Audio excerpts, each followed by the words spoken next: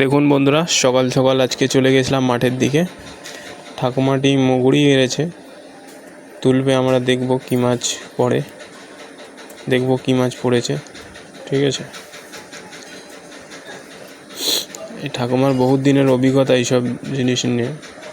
এই দেখুন, একটা সাপ, অবশ্য এটা বিষাক্ত সাপ নয়, জল ঢালা সাপ।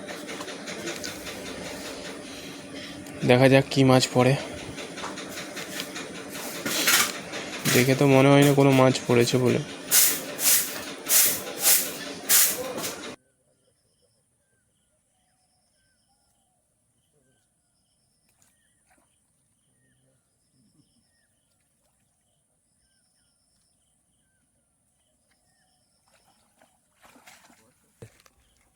একটা সাপ পড়ে গেছে, একটা রয়ে গেছে আবার।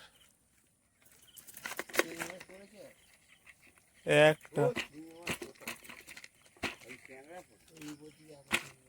একটা পড়েছে,